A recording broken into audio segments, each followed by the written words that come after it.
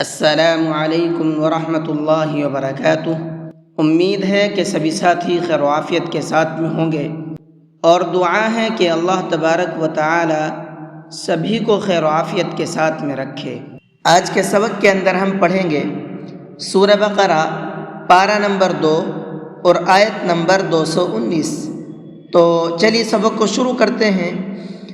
اعوذ باللہ من الشیطان الرجیم، بسم اللہ الرحمن الرحیم۔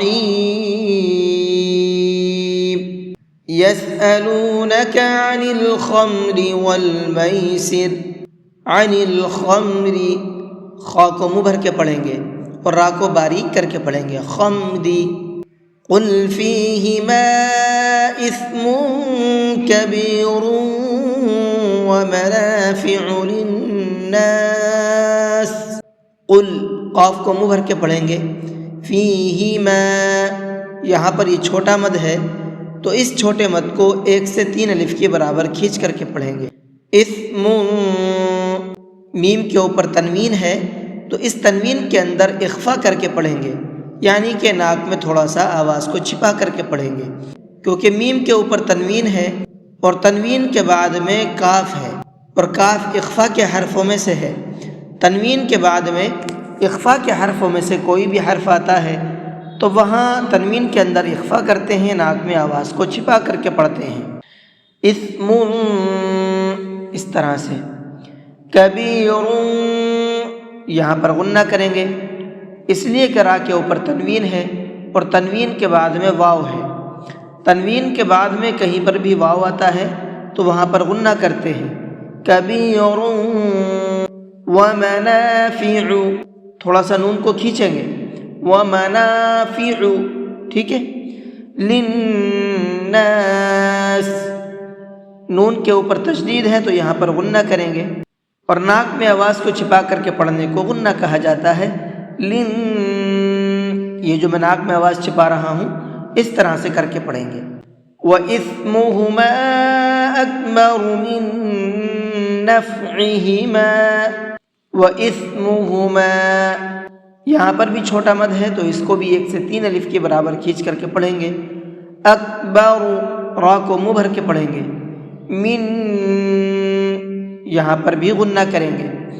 یہاں پر غننے کی وجہ یہ ہے، دیکھیں یہاں پر یہ نون ساکن ہے اور نون ساکن کے بعد میں ایک اور نون آ رہا ہے۔ جب بھی کبھی نون ساکن کے بعد میں ایک اور نون آتا ہے تو وہاں دونوں نون کو ایک جگہ مکس کر دیتے ہیں اور پھر غنہ کر کے پڑھتے ہیں۔ من نفعہما، وَيَسْأَلُونَكَ مَاذَا يُنْفِقُونَ، یہاں اس نون کے اندر بھی اخفا کریں گے۔ اس کی وجہ یہ ہے کیونکہ یہاں پر نون ساکن ہے اور نون ساکن کے بعد میں فا آ رہا ہے، اور فا اخفا کے حرفوں میں سے ہے۔ نون ساکن کے بعد میں اخفا کے حرفوں میں سے کوئی بھی حرف آتا ہے تو وہاں نون کے اندر اخفا کر کے پڑھتے ہیں۔ قُلِ الْعَفْوُ، قاف کو منہ بھر کے پڑھیں گے۔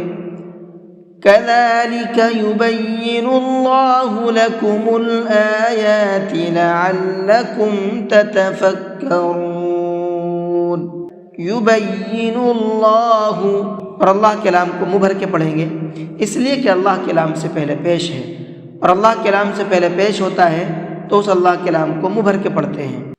لَكُمُ الْآيَاتِ، حمزہ کو بھی اور یا کو بھی دونوں کو کھینچ کر کے پڑھیں گے، اس لیے کہ دونوں کے اوپر کھڑا زبر ہے۔ لَعَلَّكُمْ تَتَفَكَّرُونَ، را کو یہاں پر بھی منہ بھر کے پڑھیں گے۔ تو یہ آپ کی آیت نمبر 219 بھی الحمدللہ مکمل ہو چکی ہے۔ اس آیت کے اندر جو تجویدی پوائنٹ تھے وہ میں نے آپ کو بتا دیے ہیں۔ ان تمام پوائنٹ کو دھیان میں رکھ کر کے آپ پریکٹس کیجئے اور جس طرح سے میں نے بتایا ہے اسی طرح سے پڑھنے کی کوشش کیجئے۔ میں آپ کو یقین دلاتا ہوں کہ انشاءاللہ بہترین قرآن کریم پڑھنا سیکھ جائیں گے۔ اور پھر اس کو پڑھنا کیسے ہے ایک بار آپ کو پڑھ کر کے بھی سنا دیتا ہوں۔ يسألونك عن الخمر والميسر قل فيهما إثم كبير ومنافع للناس الناس وإثمهما أكبر من نفعهما ويسألونك ماذا ينفقون قل العفو كذلك يبين الله لكم الآيات لعلكم تتफक्करून। जी, आज के सबक को यहीं पर ख़त्म करते हैं। अस्सलामु अलैकुम वरहमतुल्लाहि वबरकातुहू।